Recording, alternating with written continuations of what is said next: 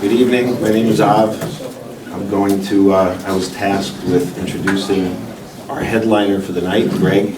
I got a call after Colbert couldn't make it tonight.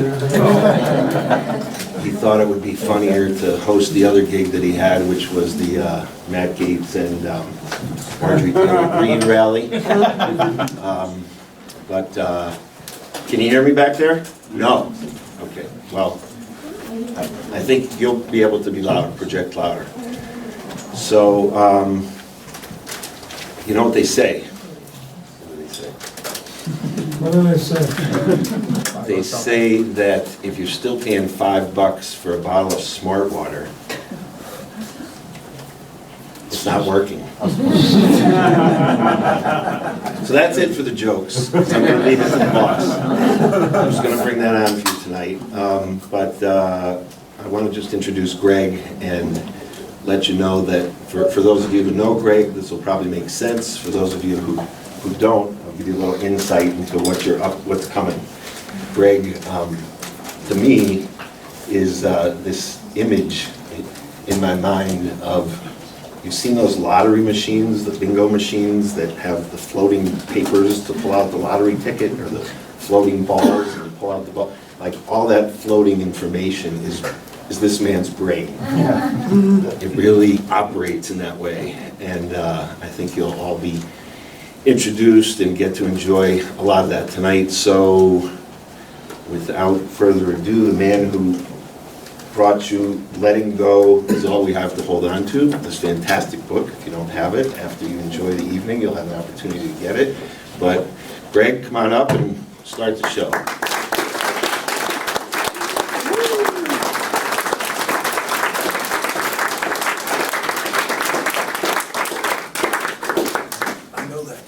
Hello everyone, welcome to Chop Wood, Carry Water, Charge Phone. 3 important things. I'm so sorry the show is starting 10 minutes late, and just to make it up to you and show that I value your time, I'm going to cut 15 minutes off the show.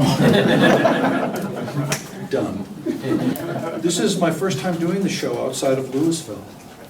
I think actually it's the first time I'm doing it outside of a strip club. I'm not sure. Tonight I'll be reading some selections, as Gary kindly said, from my book, Letting Go Is All We Have to Hold On To, which in its own way over the last couple of years has become a real iconic classic in its own right. In the toilet reader category, it's usually a number 1.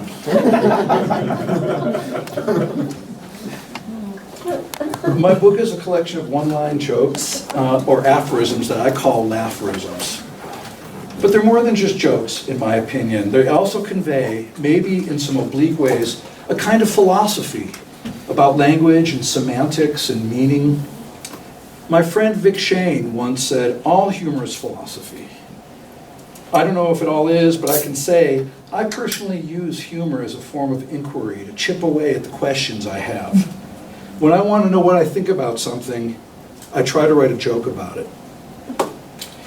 Ludwig Wittgenstein, the famous Austrian linguist, and my second favorite Ludwig after Van Beethoven, once wrote, an entire treatise of philosophy could be written that consists entirely of jokes. Have I succeeded in doing that? I won't say so. Maybe my mother would. But hopefully I have done what the Mexican poet Cesar Cruz says all art should do. Comfort the disturbed and disturb the comfortable. So I think we may find out tonight just by going through this material and watching your reactions. Who in this room is comfortable? Who is disturbed? So I'll be reading some selections from chapter 1 now, which is called Take My Advice and Think for Yourself. Aristotle said, we are what we repeatedly do, a thought I often ponder on my way to the bathroom.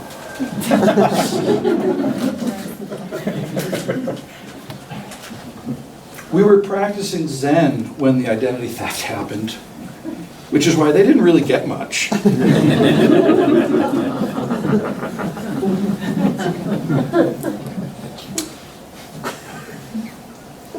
I always follow my instincts, except when I get a funny feeling, maybe I shouldn't. Can you speak a little louder, please? I like to learn from all people, but especially those who agree with me. Life may be very hard and very lonely, but at least we're all living longer these days.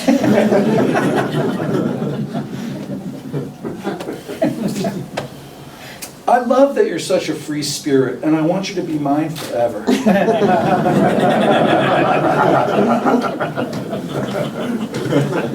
The people who say you create your reality with your thoughts sure are hard to get away from at parties. At least in Boulder. In Louisville, it's not so bad.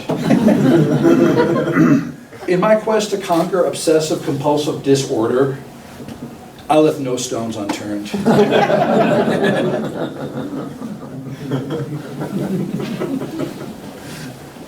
I am totally irreverent, but only out of a deep sense of respect for everything that's sacred. You relate to that? Ah, the disturbed. That's a disturbed one. This is all AI at this point. I thought I was making something out of life. Then I thought life was making something out of me. Now I'm hoping for either. My name is Greg Heisenberg. I grew up in a very quiet, peaceful, idyllic suburban neighborhood where I drove around cranking "This Is the End" by the Doors at full volume in my convertible. My father had to pick me up at various police stations just for minor infractions. I was voted out of the National Honor Society for 2 years in a row, despite being eligible for it. And the dean of my high school wrote me a hall pass so I could come late to school every day my senior year with no questions asked. Sleep is my religion. I've lived in the Boulder area for a couple decades now. I got my bachelor's degree in California in abnormal psychology, and I got my master's in Boston in mental illness.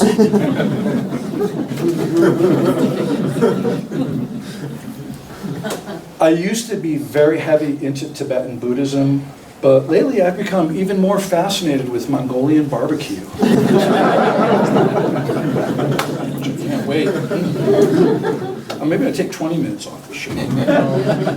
I take a Buddhist Judeo approach to wisdom. From the Buddhist tradition, I take it that life is suffering, and the way to liberate yourself from suffering is by following the Buddha's noble eightfold path. Right? From the Jewish tradition, I also take that life by nature is suffering, and there's nothing you can do about it.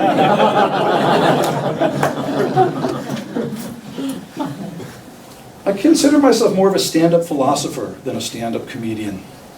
I try to use humor with a little bit of an end game in mind, perhaps a little like the old Zen teachers did, who used to come up with one-liners like, "What is the sound of one hand clapping?" to try to trip up the students' minds, to interrupt their habitual ways of thinking. The old koans probably were funny in their time. I thought we could use new ones.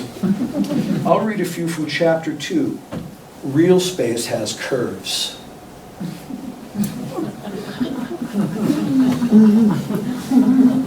We're still here. Real space has curves. All right. I can verify with 100% certainty that I don't have a clue what I'm talking about. Nihilists claim we can't know anything. I don't even think we know that.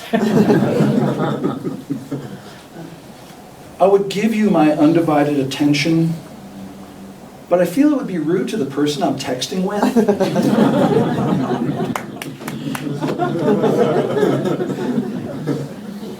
Dave, there's some chairs right around the corner. Come on in, have a seat, buddy.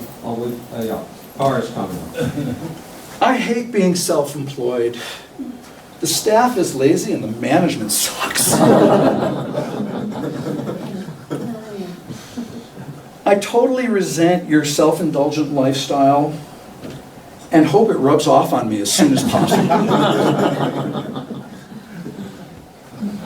I'm always curious, who do people think of when certain jokes go by? I know people come into your mind, right? To be a fly. Dualism does work for me, but only about half the time. I'm a great listener. I love to hear myself talk. The concept of infinity is 100% fictitious, but it has endless intrigue.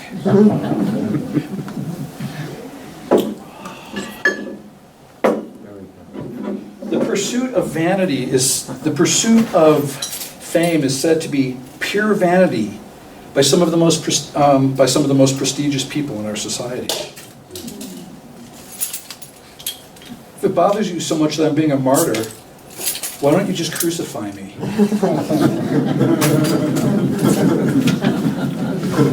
Just because I'm reading from my book doesn't mean that I'm up here trying to get you to buy it. Okay? They are for sale on the back and downstairs, and they do take credit cards. But this isn't a sales job like that. I just want to enjoy some of the content with you. Just like if I started asking you what kind of car you own, how long you've been in it, how is your credit, do you see yourself in a Volvo one day? Doesn't mean I'm trying to sell you a car. And talking about my jokes is hard because, well, not because I stole most of them from Mark Twain, but, well, because one of the main points in my book is that most statements of any kind are actually pretty tenuous. Almost anything you can try to say, any valid point you can try to put into words, presents in its own way an incomplete or distorted or limited view of the world. This is both a new idea and an old idea. Socrates drove this point home in ancient Athens, and modern mathematicians figured out the same thing, notably Kurt Gödel's incompleteness theorem and Werner Heisenberg's uncertainty principle. Everything weirdly contains its opposite, and you can show that with just a little finesse and wordplay in hundreds and hundreds of different ways. Here's some excerpts from chapter 4, chop wood, carry water, charge phone. The world would be so much more tolerant of differences if only everyone were more like me.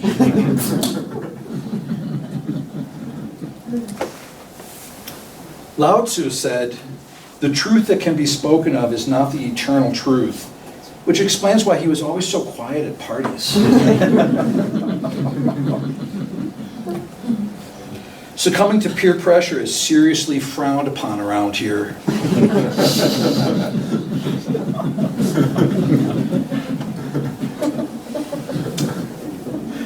If you don't stop feeling so responsible for how you affect other people, you're going to bring the whole group down.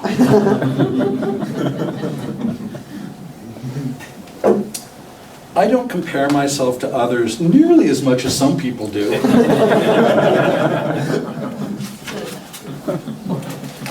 We're all stuck in the prisons of our minds, but at least we get 3 meals a day here. I reached out and touched someone. What are you in for?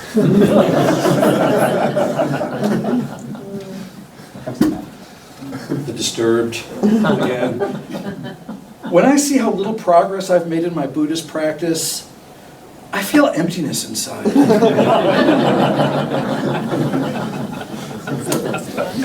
Oh, I meant to do this other one.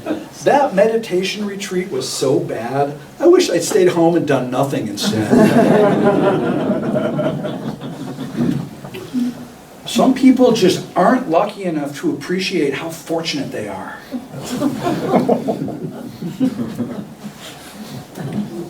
The Dalai Lama insists, your enemy is your greatest teacher, which is why I now carry a can of mace in school.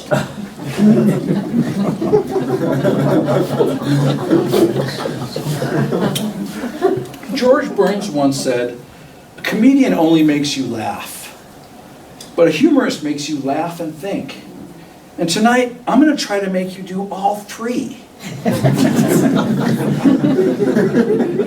Some of you know I only do comedy part-time, sometimes to make ends meet.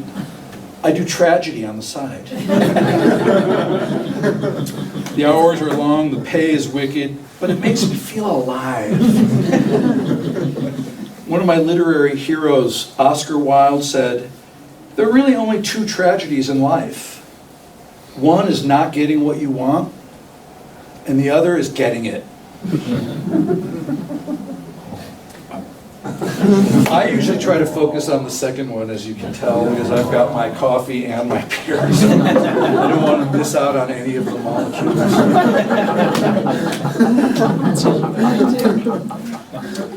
I am what they call a sin Buddhist. No, it's a branch of Zen you might not have heard of. It's not a branch, it's really more like a limb.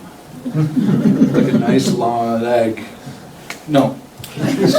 Sin Buddhists are like Zen Buddhists in a lot of ways, in that, for example, sitting around in minimal clothing and doing nothing is a pretty important part of our practice. Zen Buddhists ask, what is the sound of one hand clapping? Sin Buddhists ask, what is the sound of one hand slapping? Not that different, if really. But there is one way that they diverge pretty significantly. And Zen Buddhists deprive themselves of pleasure so they can wean themselves of attachment. Sin Buddhists are a little more indulgent. They drive around from town to town in beat-up cars and ask themselves this one important question. Who is the Grateful Dead and why do they keep following me? If you want to know more about Sin Buddhism, text me later. And don't forget our motto, let he with no Zen on his hands be the first to get stoned.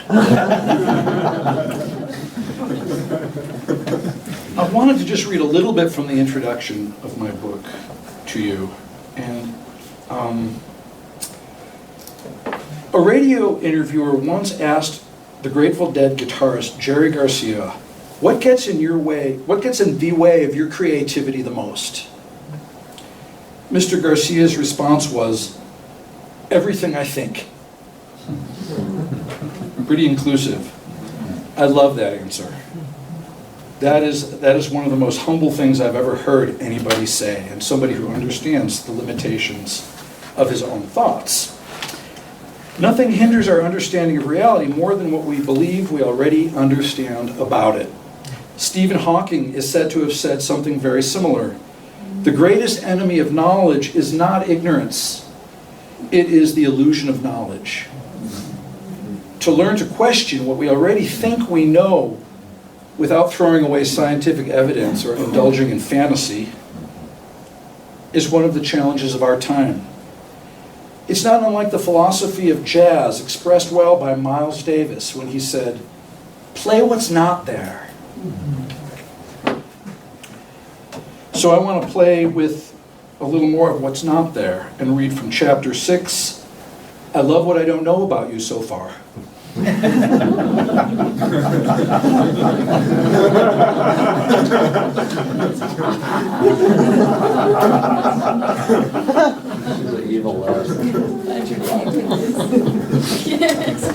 I'm your Prince Charming, come to set you free and take you home to my mother.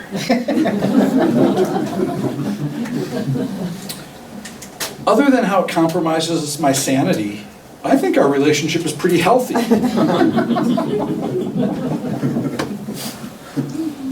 I am so much more than just a guy sitting here stripping away his delusions of grandeur.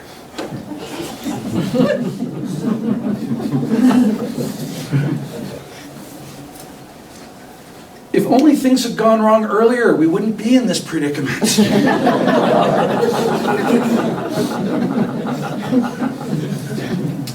It's hard to remember that things going wrong is actually helpful if it's early in the process.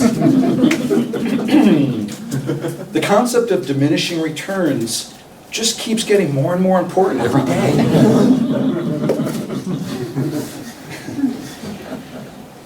Shoot for the stars, follow your dreams. Stop being such an overachiever. If you weren't going anywhere, you'd be there by now.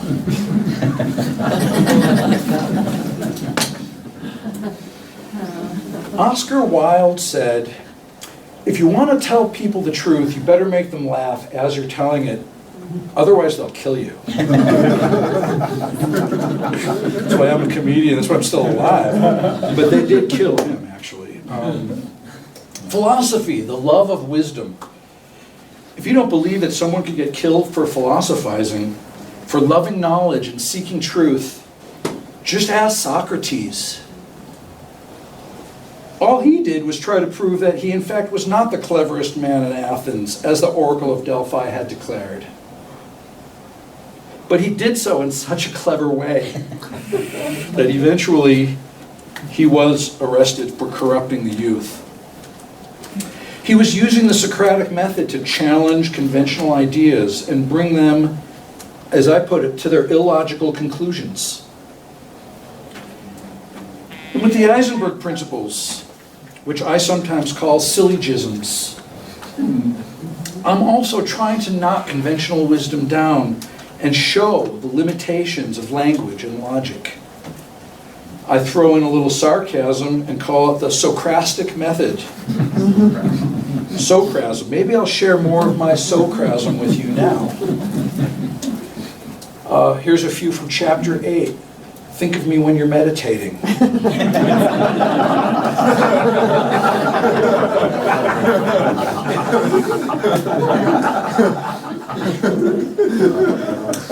I have seen the future of dualism, and I can tell you this.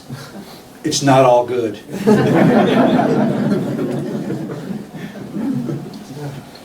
I want to genuinely apologize now for how insincere I'll turn out to be later. It's pretty honest, right? It's honest writing.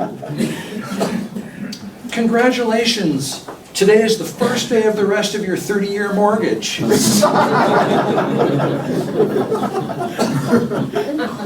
Should have dawned 15. I love that you're so dynamic, and I hope you never change.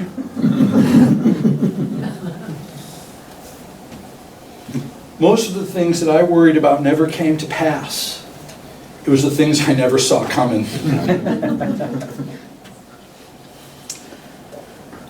I admit I have a little problem with vanity, but aside from that, I have so many other good qualities. Work with me. Work with me. I'm a good cook. I'm willing to feel genuine remorse for what I did, if that's what gets me off the hook.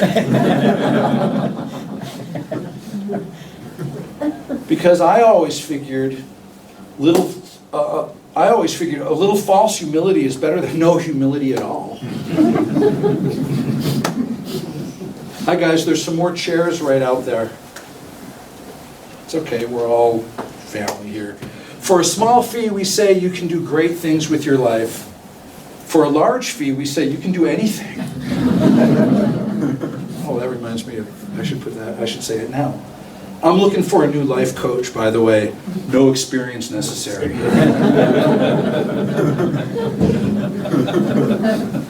Sometimes beginner's luck is kind of the way to go with people. So, which we're all going to hear when we go downstairs and hear some music. I'm going to bring that point up again. There's an awful lot of work you need to do on yourself before you can finally realize you're fine the way you are.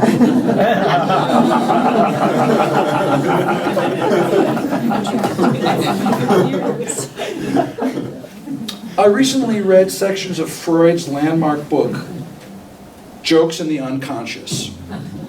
In his view, what makes jokes funny are their ability to bring a listener to new insight without directly stating the insight. In an economy of words, jokes are a way of hinting at a truth through innuendo at some set of facts that are outside the scope of what is explicitly being stated in the joke. In other words, a joke is saying something without directly saying it. It's based on the power of inference. Here's an example. LL Flight 441 is landing on December 23rd into Ben Gurion Airport in Tel Aviv, right on time. The pilot comes on the radio and says, "Welcome to Israel. Please remain in your seats with your seatbelts on, seats upright and tray tables up until we safely arrive in the terminal." And to those of you who are actually still in your seats, Merry Christmas. Let's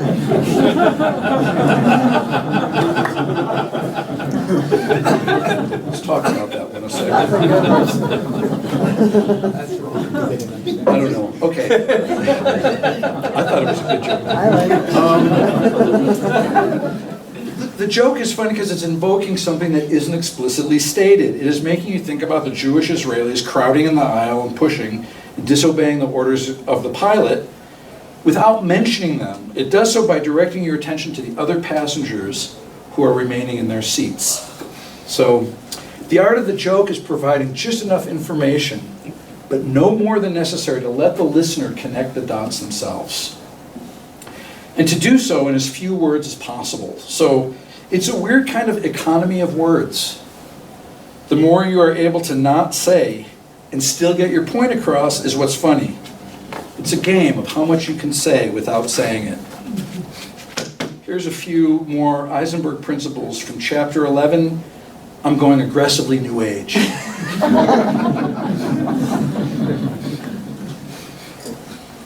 My personal story is just an illusion. My ego is just an abstraction. And my criminal record is fictitious.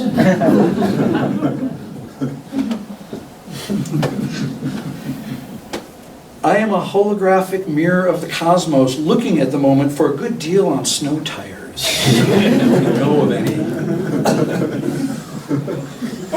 It's still working.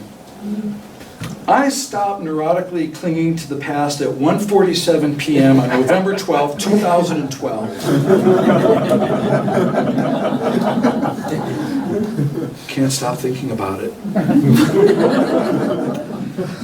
I've noticed I wobble a lot in my beliefs, and you know what? I'm not sure how I feel about that. I'm not doing much to alleviate the suffering of the world, other than transferring some of mine onto you. Who are you thinking of? Maybe you're thinking of yourselves. Dr. Wayne Dyer used to say, change your mind, change your life. And I've been going back and forth on that one for a few months now. If you appreciate my sincerity, I'll be sure to mention your good taste to the others. How you guys doing?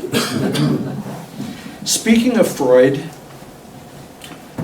I was conceived the night, so my parents remember pretty vividly, on the night they saw a play called Freud. As in Sigmund Freud, my favorite Sigmund. I didn't ask him anything else about that night. But no wonder I might be a little neurotic, which is just the scientific term for Meshuggah. Now, I've not been formally diagnosed with Meshuggah disorder, but I am pretty sure I have it.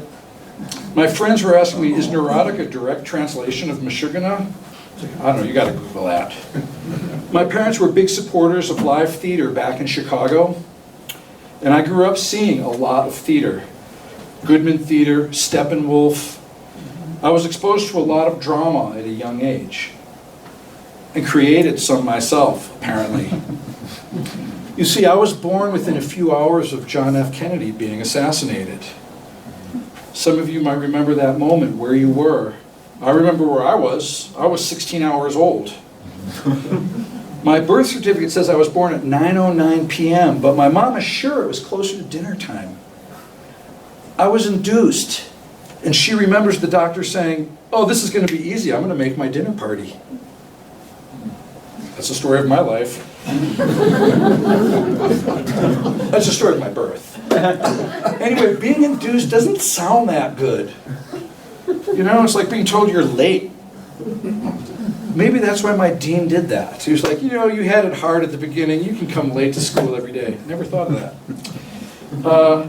It's like being told you need to hurry along or being told you have somewhere to go you don't really want to go. Some of you were probably induced to come here tonight. You're comfortable. So to this day, astrologers don't know if the moon was in Aquarius when I was born, according to the birth certificate, or if it was in Capricorn, according to my mother's memory. But unlike Obama, at least I have a birth certificate. My older brother used to tell me when we were kids, and this is the drama I was referring to, that President Kennedy heard I was born, could no longer tolerate living on this earth, and the next day hired someone to take him out of his misery. I'm not making that up. So for all of you that think it was the Russians, and for all of you that think it was the CIA, now you know the truth. It was my fault. This is the 1-year anniversary, by the way, or close to it, of my father's stroke last July. He passed away in September.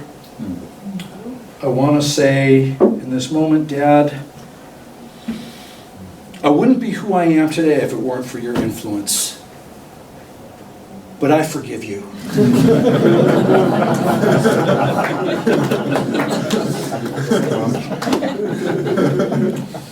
We were very close, and it's true. I sat outside his window for 9 days in the record 115-degree heat of Arizona almost exactly a year ago, until he basically flunked out of rehab and was sent up to hospice. It was all reminiscent of him sitting in the 140-degree sauna with me in high school on Thursday nights when I was trying to lose weight for the Friday wrestling tournaments. I was trying to get down to 98 pounds. We were there for each other in the best and the worst of times, and we schwitzed through moments of life together plenty often. I want to read some excerpts from chapter 13. I'm kind of bouncing around. The Power of Later. Since I stopped watching the clock, I've loved every minute of my life. I'm still waiting for the ideal moment to come to accept life's imperfections. Hasn't come yet. It's great to see you guys. We don't show favoritism to any of our children. Our middle child wouldn't stand for it.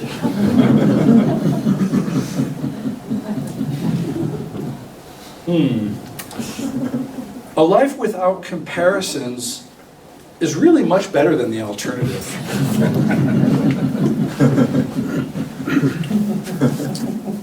When I first set off down the road of modesty, I had no idea I would take it so far.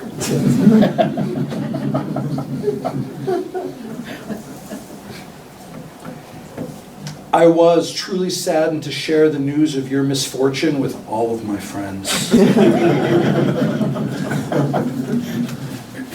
I'm not the only obsessive one in the group here. That's good to know. You've got to know how to argue both sides of an argument, and there's no two ways about it. I feel very sorry for anyone who gets between me and a more gentle way of living.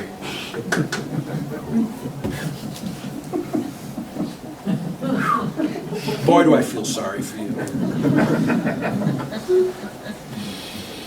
My entire purpose in this moment is to simply wipe the counter, squeeze the sponge over the sink, and stop thinking about the end of civilization.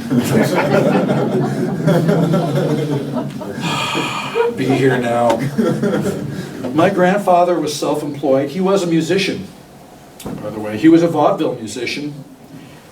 And since we're coming around to that time of year, I might as well say, one day in July in 1942, my accordion-playing grandfather, Harry Burke, was the stage name, took the family, including my 13-year-old dad, out to California to try to make it out in LA.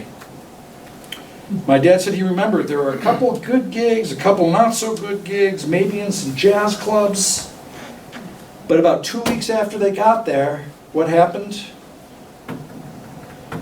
The Japanese bombed Pearl Harbor in Hawaii, completely wiped out the US Pacific Fleet, and the state of California went into a state of panic, which I think it still is today.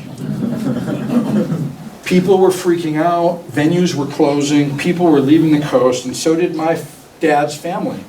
Before long, they headed back east to Chicago, where my dad finished technical high school and Roosevelt University, and where later, after serving in the Army in Korea, met my mother in a literature class on Navy Pier in Chicago.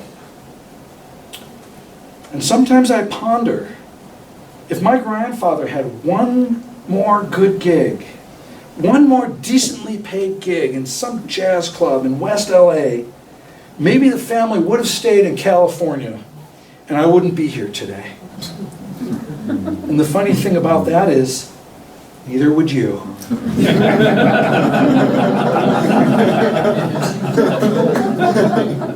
I call this little vignette, "One More Good Gig." I don't know whom I should thank or whom you should blame. Chapter 15, ambivalence is the only way forward. When I'm feeling overwhelmed by too many options, I like to stay home and browse the internet.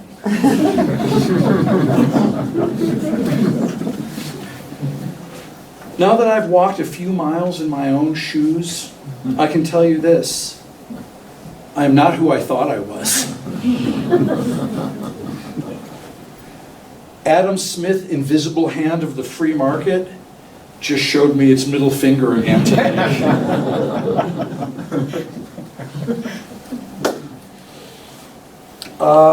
Survival of the fittest is an idea that will eventually lose in the marketplace of ideas. It's okay, you're allowed. It's okay to laugh. I'm a theoretical physicist, but I'm an actual bus driver.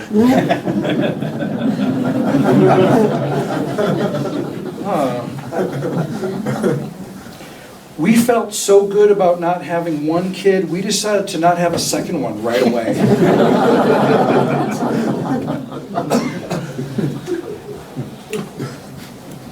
I'm going to go way out on a limb and say the apple doesn't fall far from the tree. And the last one, I learned to feel shitty about myself from some of the best people you could ever meet.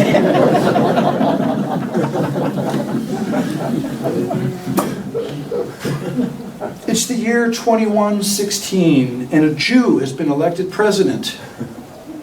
He calls his mother and says, "Ma, I'm the president of the United States. Are you coming to the inauguration?" She says, well, I've got nothing to wear. He says, "Ma, I'm going to be president. I can get you a dressmaker." She says, well, I only eat kosher. He says, "Ma, I'm going to be president. I can get you a kosher meal." She says, "Well, how am I going to get there?" She says, "Ma, I can get you Air Force One. Come to the inaugural." She ends up at the inaugural, and they're on the reviewing stand. On the left side of her are all the Supreme Court justices. On the right side is the president's cabinet. She nudges the guy to her right and says, "You see that guy with his hand up? His brother's a doctor."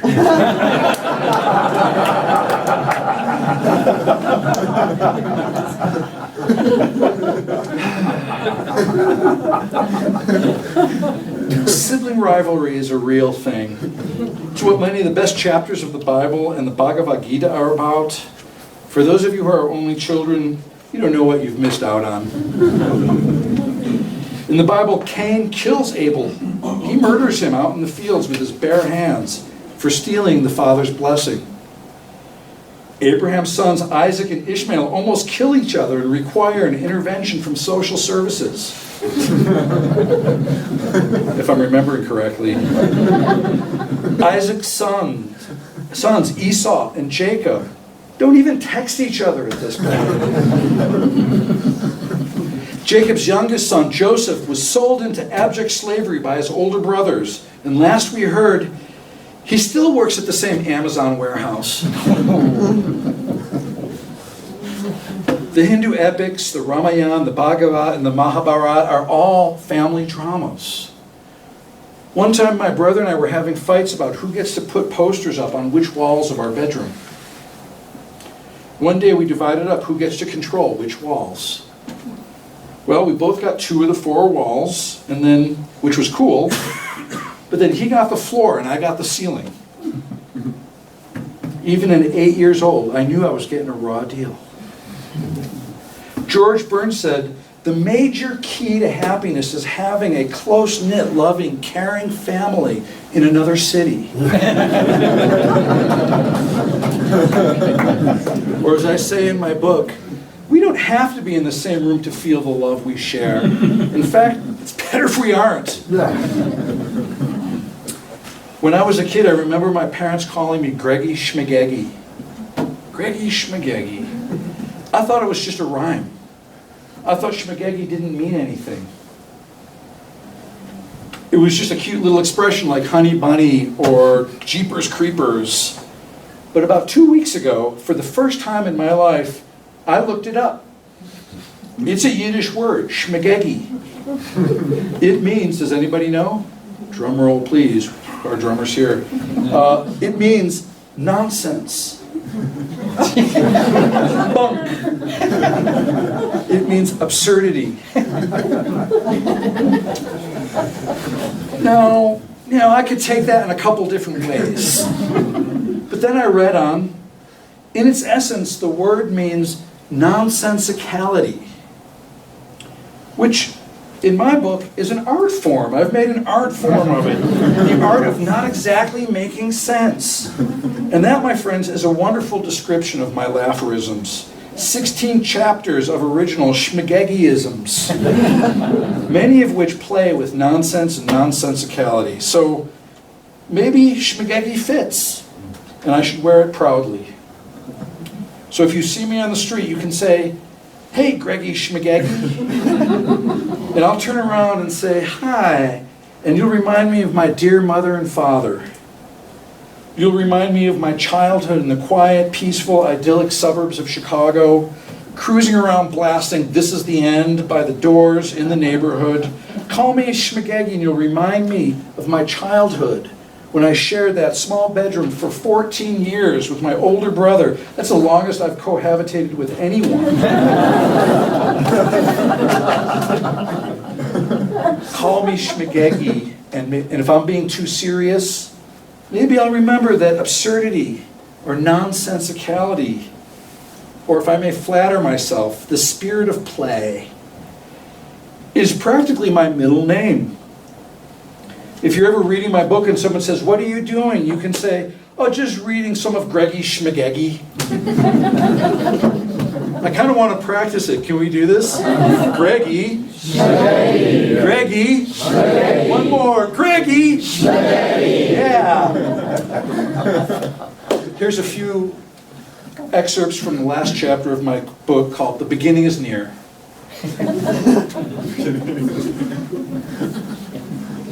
My thoughts are thinking me more than I'm thinking them. But it doesn't matter, it's my wife who calls the shots. I fully expected to be disappointed, and you didn't let me down one bit.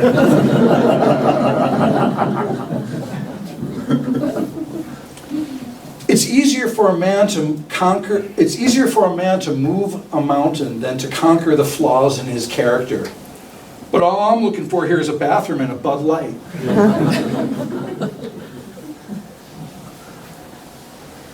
Einstein waited many years for his wife to give him a divorce, and that's when he realized time itself can slow down.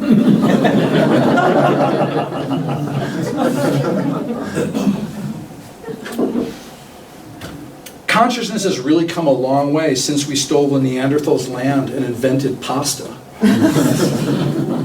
Got to admit.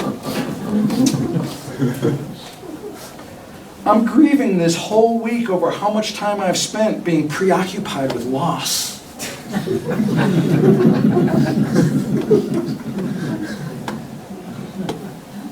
Gotta mourn. Selective memory worked very well for me 5 out of 5 times last week. I don't want to frivolously worry about petty details when I could be obsessing over things that really matter? It's a waste. It's a waste of worry. The mind thinks logarithmically, the brain fires exponentially, and my retirement fund was grown hydroponically. I don't know where this comes from exactly. If only I had a little less potential, I could achieve more of my goals.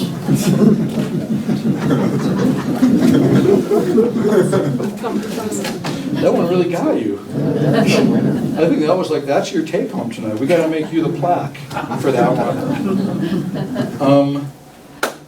I'll become the ideal person I'm ultimately meant to be as soon as I'm good and done being who I am. That was actually the first one of these I ever wrote. And it's almost the last one in the book. What is the last one in the book? It is, I'll always remember this moment together, whatever your name is. I want to talk about Taoism tonight before you leave. As it is a philosophy that is fascinated with opposites, with polarities, and also with the unknowability of things. Yin and yang are opposing forces of the universe that circle around each other like two fish in an eternal dance of shape-shifting. The first line of the Tao Te Ching, the classic Taoist book, is Dao Ke Dao, Fei Chang Dao. It means your taco is the one without chicken. Oh wait, that's yours. No, it means the truth that can be spoken of is not the eternal truth. That's what it means. It means if you can talk about it, if you think you can grasp it with words, that ain't it. Statements are futile. As I said at the beginning of my talk, truth is beyond the pedestrian grasp of language. The Tao Te Ching has sold so many copies, Penguin Books now calls it the Tao Te Ching.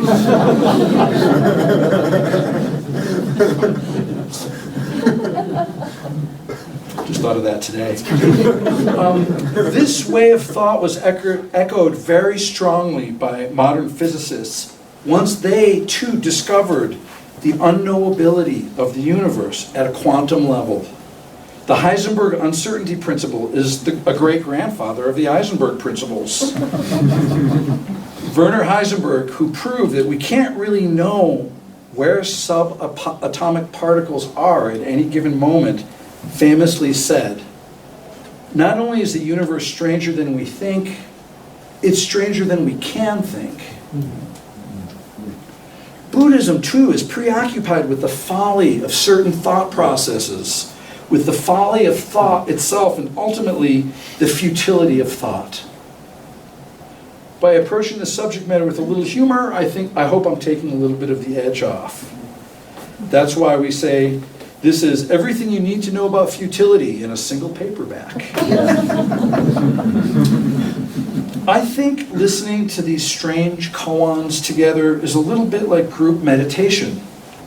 We're playing with language together and playing with the group mind. It's kind of like laughter yoga, but better because there's actually something to laugh at. That always helps me. The one take home about meditation that I'd like you to leave with tonight is this. Be careful who you meditate with.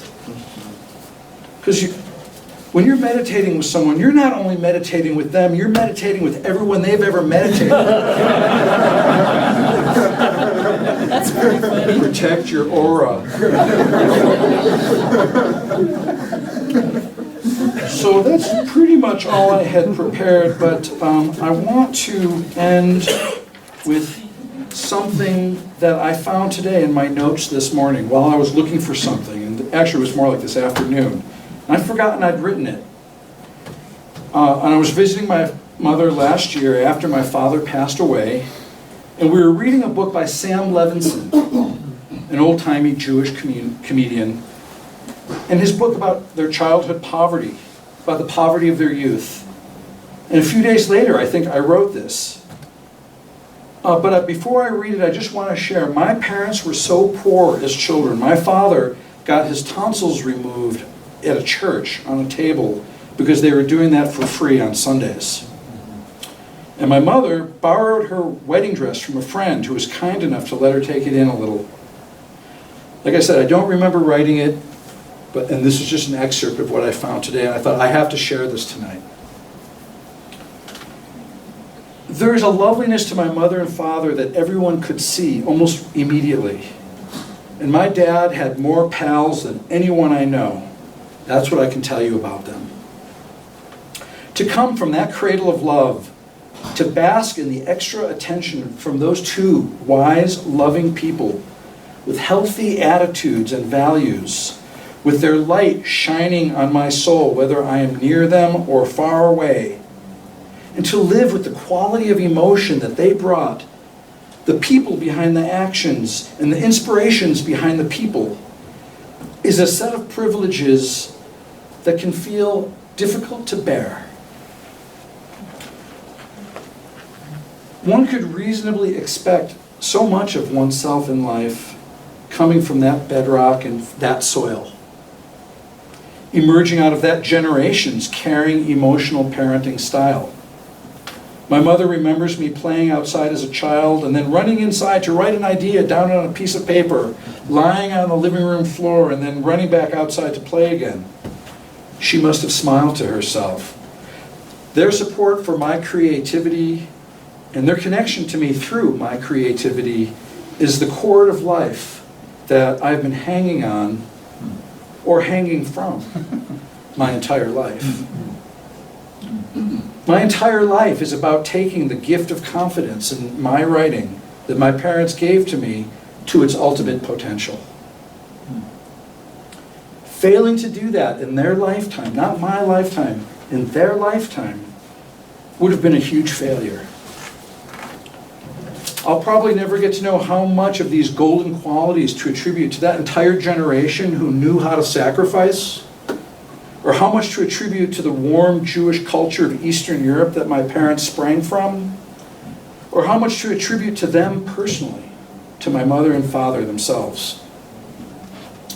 There is a sense of awe some of us must feel regarding the tree of life of which we are a branch, regarding the limbs of humanity through which we came into this earth, and the arms of destiny under which we were raised. This awe can be humbling. One could reasonably expect great things of oneself coming from such healthy, verdant soil and being supported and held in such love. Maybe I can admit that I am not quite the man my father was, without that being a tragic or even disquieting notion. Why can't it just be so? Why is the world such a worse place because Greg Heisenberg did not take all the excellent modeling of righteousness he received from his mother and father and cultivate those same qualities more prodigiously than he did? Why would it be such a problem if Greg Heisenberg, Greggy Schmageggy, after all that parenting, turned out to be a mostly average man, mostly preoccupied with his own fortune, in the same way most of us are in these times? Thank you very much for sharing these crucial moments with me. Let's go downstairs and have a few drinks and listen to a few songs. We're going to break out our new band, and this is also a coming out party for our new drummer, who I will introduce to you down there. There's drinks. I'm going to be singing "The Moon is Full and the Night is Young."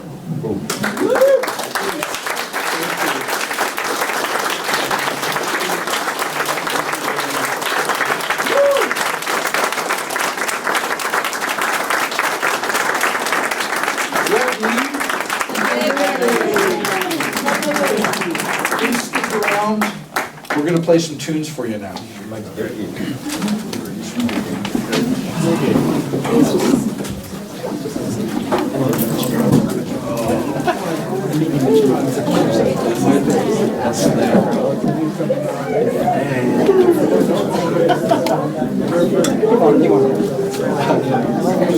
You're really fun. Yeah, where'd you go? Good. Are you gonna stick From the East Coast? Yeah, no, just Marshall. $10. In Hawaii. I got this at Marshall's. Yeah. Yeah, It's my favorite place to shop. me too.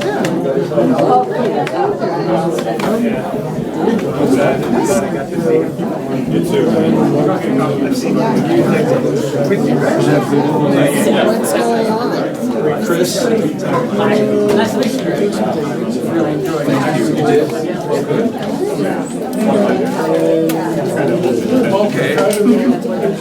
Okay. That was beautiful. We shared a beautiful moment.